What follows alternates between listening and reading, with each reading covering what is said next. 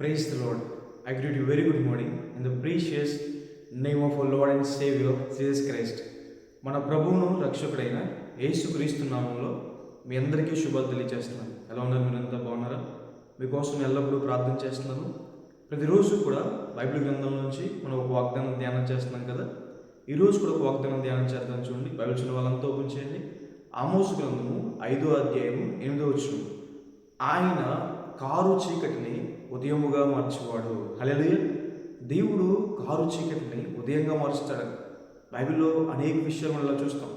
ఆయన శాపాన్ని ఆశీర్వాదంగా మారుస్తారని, కీడుని మేలుగా మారుస్తారని, ఆయన అనీతిమంతుల్ని నీతిమంతులుగా మారుస్తారని, ఆయన కారు చీకటిని ఉదయంగా మారుస్తాడని. చీకటి అంటే అర్థం ఏంటంటే వెలుగు లేకపోవడమే చీకటి. ఇంకొకలా చెప్పాలంటే దేవుడు లేకపోవడమే, వెలుగైన దేవుడు మన జీవితంలో లేకపోవడమే మన జీవితంలో చీకటి. చీకటి పాపానికి భక్తిహీనతకి సదృశ్యం.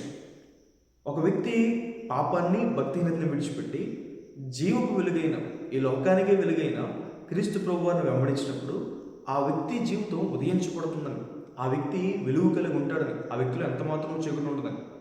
పాపంలో భక్తిహీనతలో ఉన్నట్టయితే మనం చీకట్లో బ్రతుకున్నట్టే. ఇప్పుడు దేవుడిని అంగీకరిస్తుంది, మన జీవితంలో ఉదయించబడ్డాన్ని దేవుని వాక్యం సెలవిస్తుంది. చీకట్లో ఉన్న మన బ్రతుకుల్ని దేవుడు ఉదయింపు చేశాడని.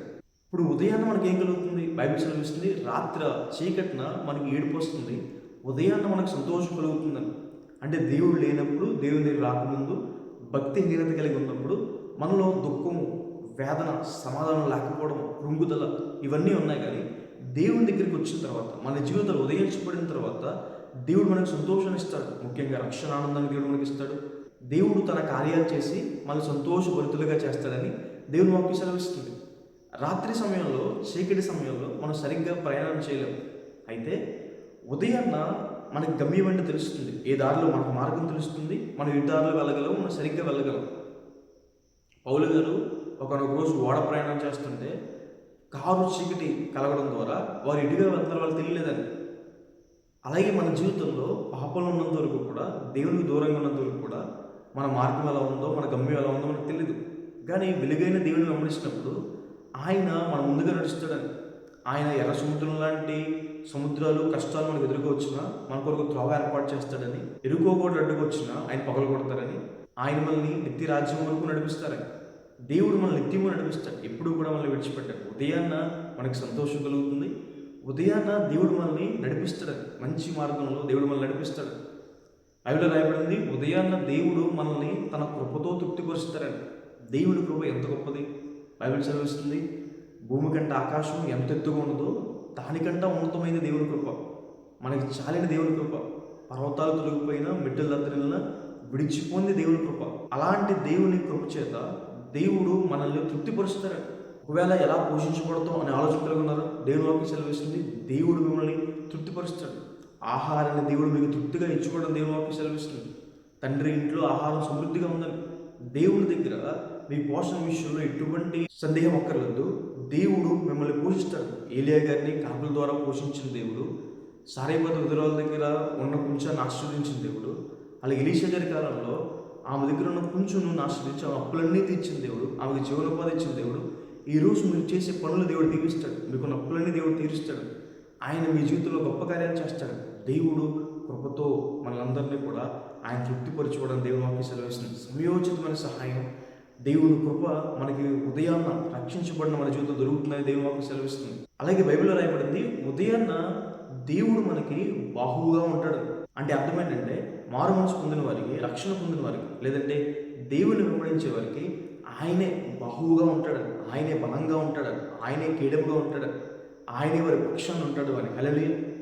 ఉదయాన్న దేవుడు మన యుద్ధకు వస్తాడని రాయబడింది. అంటే అర్థం ఏంటంటే ఉదయించబడిన జీవితాల్లో దేవుడు తోడుని వారు అనుభవిస్తారని దేవుని వాక్యం సెలవిస్తుంది. ఉదయించబడిన వారు దేవుని సహవాసాన్ని అనుభవిస్తారు. ఉదయించబడిన వారు దేవుని సన్నిధి కాంతిని వారు అనుభవిస్తారని దేవుని వాక్యం సెలవిస్తుంది. బైబిల్లో అనేక మంది జీవితాలు మనం చూస్తాం. దేవుడు తోడైనప్పుడు వారిని హెచ్చించిన విధానం, దేవుడు వారిని లేవనెత్తిన విధానం, వారిని నిలబెట్టిన విధానం ఎంతో గొప్పది. పాపం చేయడం ద్వారా మనం దేవుడి తోడుని పోగొట్టేసుకుంటాం.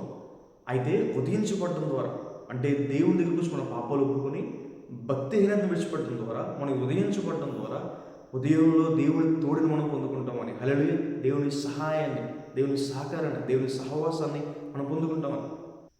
రాజులు నీ ఉదయకాంతికి వస్తారని రాయబడింది. అంటే అర్థం ఏంటి? నీ ఉదయించబడిన తర్వాత, నువ్వు వెలిగించబడిన తర్వాత అనేక మంది దగ్గరికి వస్తారు. నిన్ను దేవుడు అనేక మందికి దీవెనకరంగా, ఆశీర్వాదకరంగా ఉంచుతారు. అప్పుడు దాకా నువ్వు చేసిన పాపం బట్టి, లేదా తీసుకున్న తప్పు నిర్ణయాలు బట్టి అనేక మందిని విడిచిపెట్టేశారు, తృణీకరించారు, పక్కన పెట్టేశారు.